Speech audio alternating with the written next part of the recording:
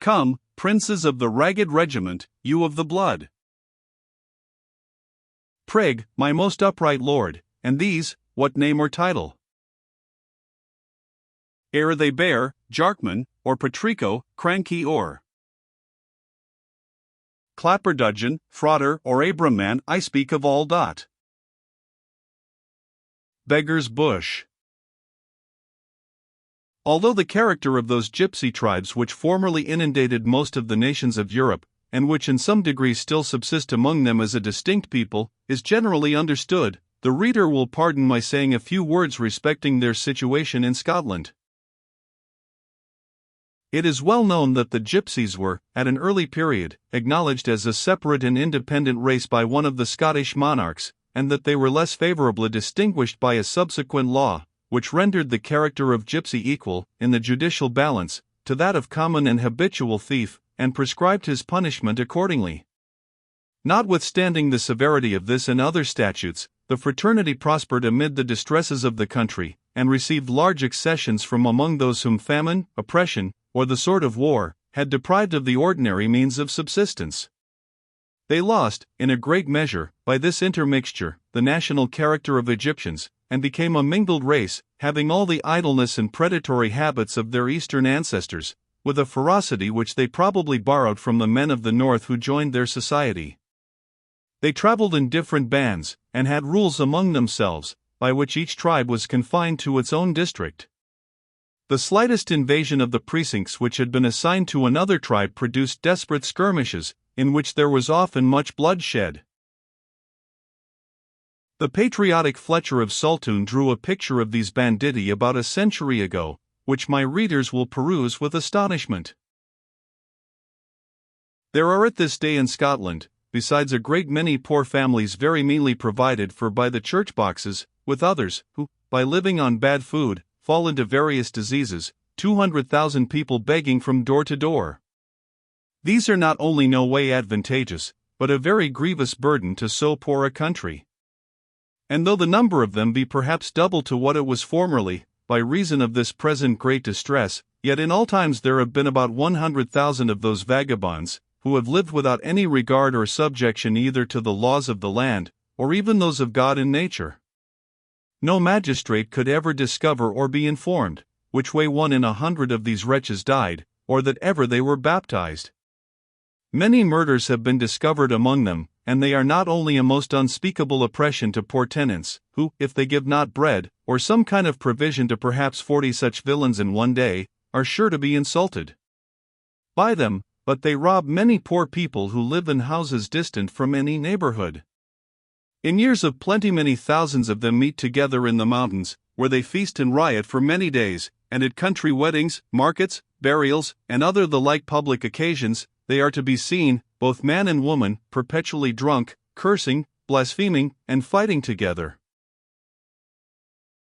Notwithstanding the deplorable picture presented in this extract, and which Fletcher himself, though the energetic and eloquent friend of freedom, saw no better mode of correcting than by introducing a system of domestic slavery, the progress of time, and increase both of the means of life and of the power of the laws, gradually reduced this dreadful evil within more narrow bounds. The tribes of gypsies, jockeys, or cairds, for by all these denominations such banditti were known, became few in number, and many were entirely rooted out. Still, however, a sufficient number remained to give occasional alarm and constant vexation. Some rude handicrafts were entirely resigned to these itinerants, particularly the art of trencher making, of manufacturing horn-spoons, and the whole mystery of the tinker. To these they added a petty trade in the coarse sorts of earthenware. Such were their ostensible means of livelihood. Each tribe had usually some fixed place of rendezvous, which they occasionally occupied, and considered as their standing camp, and in the vicinity of which they generally abstained from depredation. They had even talents and accomplishments, which made them occasionally useful and entertaining. Many cultivated music with success, and the favorite fiddler or piper of a district was often to be found in a gypsy town. They understood all out-of-door sports, especially otter hunting, fishing, or finding game. They bred the best and boldest terriers, and sometimes had good pointers for sale. In winter, the women told fortunes, the men showed tricks of legerdemain, and these accomplishments often helped to while away a weary or stormy evening in the circle of the farmer's hadat. The wildness of their character, and the indomitable pride with which they despised all regular labor, commanded a certain awe, which was not diminished by the consideration that these strollers were a vindictive race, and were restrained by no check, either of fear or conscience, from taking desperate vengeance upon those who had offended them. These tribes were, in short, the pariahs of Scotland, living like wild Indians among European settlers, and, like them, judged of rather by their own customs, habits, and opinions, than as if they had been members of the civilized part of the community. Some hordes of them yet remain, chiefly in such situations as afford a ready escape either into a waste country, or into another jurisdiction. Nor are the features of their character much softened. Their numbers, however, are so greatly diminished, that, instead of 100,000, as calculated by Fletcher, it would now perhaps be impossible to collect above 500 throughout all Scotland. A tribe of these itinerants, to whom Meg Merrilees appertained, had long been as stationary as their habits permitted, in a glen upon the estate of Ellangowan. They had there erected a few huts, which they denominated their city of refuge, and where, when not absent on excursions, they harbored unmolested, as the crows that roost in the old ash trees around them. They had been such long occupants, that they were considered in some degree as proprietors of the wretched shielings which they inhabited. This protection they were said anciently to have repaid, by service to the laird in war, or, more frequently, by infesting or plundering the lands of those neighboring barons with whom he chanced to be at feud. Latterly, their services were of a more pacific nature. The women spun mittens for the lady, and knitted boothose for the laird, which were annually presented at Christmas with great form. The aged sibyls blessed the bridal bed of the laird when he married, and the cradle of the heir when born. The men repaired her ladyship's cracked china, and assisted the laird in his sporting parties, wormed his dogs, and cut the ears of his terrier puppies. The children gathered nuts in the woods, and cranberries in the moss, and mushrooms on the pastures, for tribute to the place.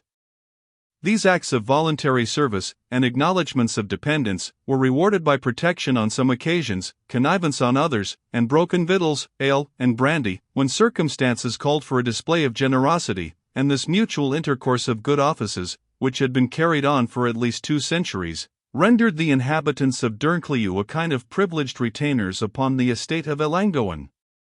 The knaves were the laird's exceeding good friends, and he would have deemed himself very ill-used, if his countenance could not now and then have borne them out against the law of the country and the local magistrate. But this friendly union was soon to be dissolved.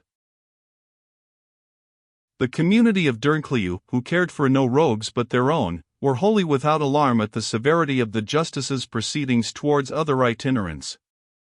They had no doubt that he determined to suffer no mendicants or strollers in the country, but what resided on his own property, and practiced their trade by his immediate permission, implied or expressed.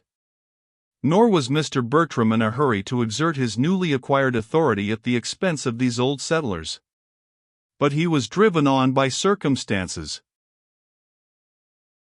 At the quarter sessions, our new justice was publicly upbraided by a gentleman of the opposite party in county politics, that, while he affected a great zeal for the public police, and seemed ambitious of the fame of an active magistrate, he fostered a tribe of the greatest rogues in the country, and permitted them to harbor within a mile of the house of Ellangowan.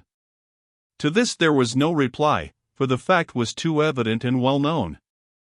The laird digested the taunt as he best could, and in his way home amused himself with speculations on the easiest method of ridding himself of these vagrants, who brought a stain upon his fair fame as a magistrate.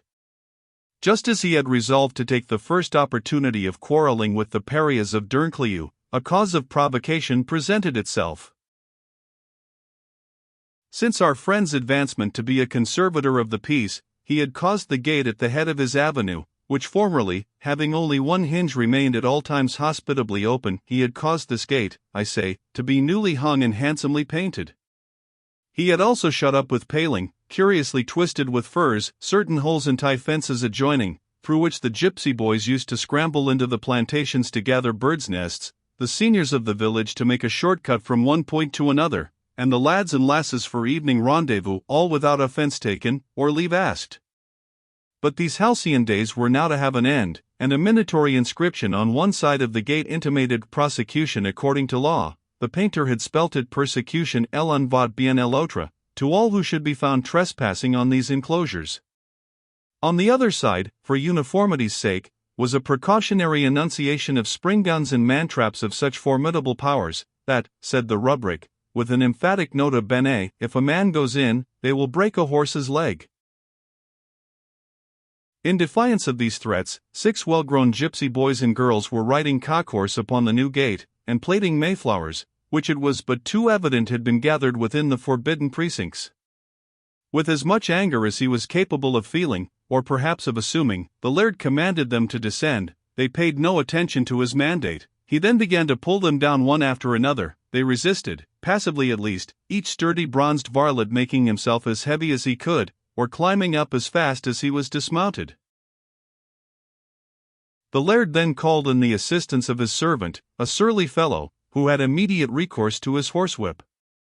A few lashes sent the party a-scampering, and thus commenced the first breach of the peace between the house of Ellangowan and the gypsies of Derncleugh. The latter could not for some time imagine that the war was real, until they found that their children were horsewhipped by the grieve when found trespassing, that their asses were pointed by the ground officer when left in the plantations, or even when turned to graze by the roadside, against the provision of the turnpike acts, that the constable began to make curious inquiries into their mode of gaining a livelihood, and expressed his surprise that the men should sleep in the hovels all day, and be abroad the greater part of the night. When matters came to this point, the gypsies, without scruple, entered upon measures of retaliation. Ellangowan's hen roosts were plundered, his linen stolen from the lines or bleaching ground, his fishings poached, his dogs kidnapped, his growing trees cut or barked. Much petty mischief was done, and some evidently for the mischief's sake. On the other hand, warrants went forth, without mercy, to pursue, search for, take, and apprehend, and, notwithstanding their dexterity, 1 or 2 of the depredators were unable to avoid conviction. One, a stout young fellow, who sometimes had gone to sea fishing, was handed over to the captain of the impress service at D. 2 children were soundly flogged, and 1 Egyptian matron sent to the house of correction. Still, however, the gypsies made no motion to leave the spot which they had so long inhabited, and Mr. Bertram felt an unwillingness to deprive them of their ancient city of refuge, so that the petty warfare we have noticed continued for several months, without increase or abatement of hostilities on either side.